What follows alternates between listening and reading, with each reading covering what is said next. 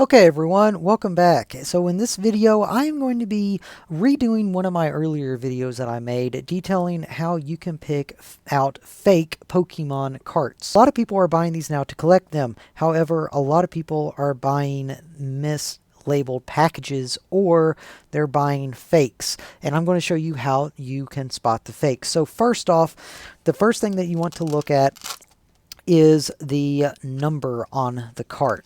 So on the cartridge itself, on every one of these versions, there's going to be an imprinted number. And this is the first way that you can spot a fake, because this is very difficult to reproduce. And that is the number imprint that is on each one of these cards. So if I shine it in the light, if I can get the light reflected on here, probably right there, you can see there is a number right there on the card itself, and that is a 12.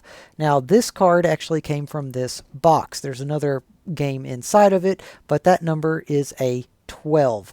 So on this Pokemon card, this cart right here, Pokemon Yellow, it actually has many different variations from this run. So the original run, the Japanese run of this, has the numbers of 0, 0, 20, and 22. On the international versions, then they have the numbers of 00A, 00B, 00C, then just 00, 11, 11D, 12, 12A, 12B, 12C, 12D, 20, 20A, 20C, 22, 22A, 22B, 22D, 22E, and finally they have 34 and 34. Okay, next is Pokemon Blue, and Pokemon Blue has very similar amounts. So with the video game cartridge right here, it's the same thing as red and yellow. There's an imprinted number, which I can pan it over right here. You can kind of see it they focused in. This card is number 34. So this is one of the later editions of Pokemon Blue. So in the Blue run, original Japanese versions are 00, 12, 20, and 22. And then later versions of that are actually around the same number that the Pokemon Yellow run. So all those basically had equivalent numbers. So 34 was one of the last runs of Pokemon Blue. That's where this card came from. Now, Pokemon Red, same thing, has an imprint on the label. Focus in, should be right there. Okay, this imprint is number 11, so it was one of the first runs. So the initial run for Red is 00, 20, and 22. And then they also had 11, 12, 20, 22, and 1M, which I've never heard of 1M before. But apparently they had that. Next step that I want you to look at, and I'm going to take this out as well for us to see. It is the screw in the very back of the Game Boy cartridge. So that screw is a rounded off screw that has a total of 6 corners on it, so it kind of makes a star. That is a registered Nintendo screw that was put into the back of the game cartridges. So every legit Nintendo game cartridge will have this. However, there are some fakes out there that have that as well. So this is just something else that you want to look for. This also can be faked. Can easily be faked by just taking a screw out of an existing game that cost a lot less, putting it in a fake cart. Something else that you want to look for whenever you are looking for legit games. This right here, across the top of it, it's going to have embedded in it Nintendo Game Boy TM. That is the official released game cart for the Nintendo Game Boy. Now some fake games will have just Game Boy on it. Some won't have that TM trademark on it. And then, like I said, this again can be faked. So you might be finding a fake copy of the game with that actually on it. So yeah, it's entirely possible to fake pretty much anything nowadays, but this is what you want to look for. We're going to look at Pokemon Red first. Now, these boxes have been opened, they have been played, and these boxes actually had the original games with them. Now, let me open these up. The trainer pack, or the manual that is inside of the games, you will notice that there is a number on top, and these numbers will match the numbers on the card. And I also have another red version in here as well, so let's tip this over, get that out. Okay, there we have it. So this was the original game that came in it, but obviously it's not as pretty as that one. This one has been played a lot. This one is labeled number 22 right there. Has all the other stuff on it. Labels kind of faded, but you will notice that these numbers right here, those are the numbers for the trainer guide for Pokemon Red, and they actually match the numbers right there. So let's flip that around so we can see it. The numbers right there match those numbers up there, and that's how you can tell that the game card and the manual are for the same game. Now, Pokemon Yellow is a little bit different, has an extra page in it. Another way you can tell, if you flip it open to page 1 in the manual, you will actually see that it has on here the game type. This is Red version. Okay, so that's how you can tell if you have the correct manual with the correct game. Next, and this is something that I have been told quite a lot.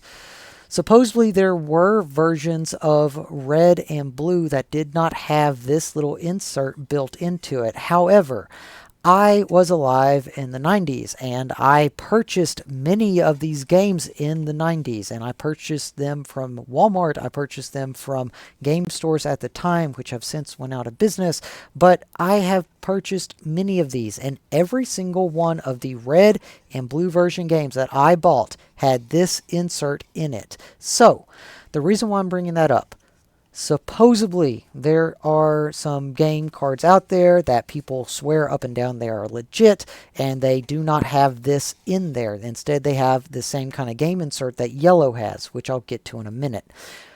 I'm just going to tell you, they might be real, they might not. I know from my own personal experiences, Red and Blue did not come with those that I have seen. They always came with this, and this right here is a lot more difficult to fake than just a standard game slider cart that went in here to begin with. And I'll show you that in yellow. But that is the contents of Pokemon Red, what it came with. Okay, Pokemon Blue has a very similar setup as Pokemon Red. They were basically shipped at around the same time because they were made at the same time, so they have a lot of the same stuff going on in it. So if we pop this open, you can see it has the same kind of setup right there with that cardboard sleeve in it. We have the same kind of manual right here, same manual here, and yet again the other game, which, if it says so right there, this is 20, marked on the label right there. There we go. 20, marked right there. It's usually right underneath the gun. Okay, now, as far as the manual, I don't know why I put that back up. Got to take it right back out. The manual is the same. Across the top, right there, the number matches up with the number on the game label. So that's how you know that this is the right manual for the game. There is also, same thing as on page 1. This is Blue version of Pokemon. So let that zoom in right there, let it focus. There we go. This is Blue version of Pokemon. Alright, that is how you can tell when you have the right manual for this game. Okay, now back to Yellow, and this is where I've gotten a lot of lashback from people saying that they have legit cards, but they have inserts in them. Pokemon Yellow, I can tell you from experience, in every one of the Yellow games that I have purchased, they all came with the same kind of insert right here. And this is the game insert that comes in Yellow. And it's also the same game insert, believe it or not, that came in almost every other single Game Boy game ever.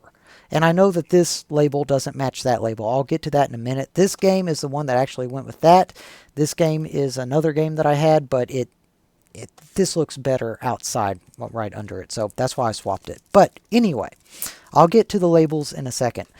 This game card, the holder right here, has had a lot of lashback because a lot of people claim that this came in red and blue. I personally have never seen it, so I mean, I can't tell you for sure if it did.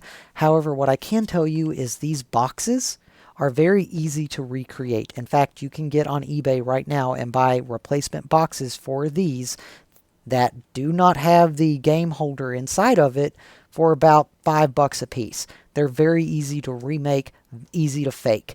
That's why I would suggest if you see somebody selling one of these on eBay calling it legit and it has one of these in it, I can't guarantee that it is fake or legit because I've heard people tell me that they came with this. I personally never seen it, but I know from my own personal opinion, if I were to see these two games on eBay, somebody selling it, and it had this in it, I wouldn't buy it because I would personally think that it is fake. Okay, moving forward, Pokemon Yellow did actually ship with this in it. It was, as far as I'm aware, the only Pokemon game that did. Okay, so for the games, and I'm going to go ahead and look at this one right here.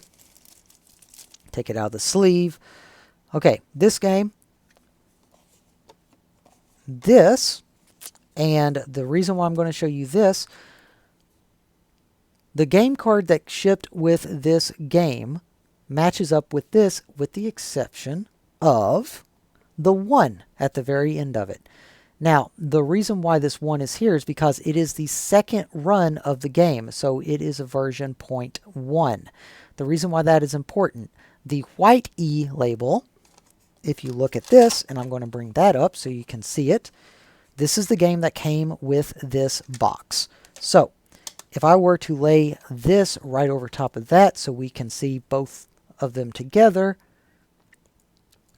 the white E does not have the 1 on it, and it matches the manual right up there. So, if you see a game that is selling a black label E with a white label E box, they did not get shipped together. It might be a legit box, it might be a legit game, but these two did not ship together, so they are not actually together.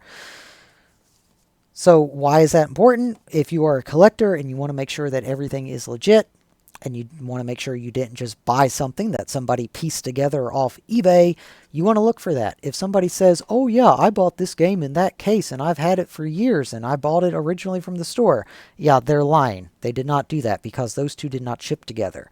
The Black E actually came out during a second production run of Pokemon Yellow, Red, and Blue. Some of them will have the Black E, some will have the White E.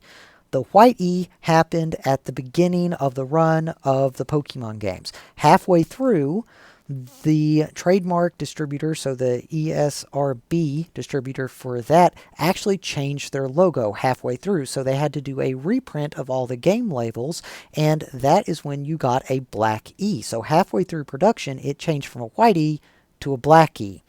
So yes, Pokemon games can have either a White E or a Black E, depending on which one that you purchased. Okay. Now, something I did not point out. Oh, and this also came with Pokemon Yellow. Nice little sleeve inside that. Something I did not point out with the game boxes themselves. The Nintendo stamp of approval. You can't really see it in this light, but it is metallic. It is a different kind of color. It's not like overly glossy metallic, but it does have a little bit more of a shine to it than the package does itself. On fake boxes, that won't show up as any different color. It's not going to look metallic, but it is actually metallic. And the same thing with the game label on the back. Again, doesn't really show up on the camera very well, but it is a little bit more of a metallic than the box art that is printed on it. So you want to look for that as well.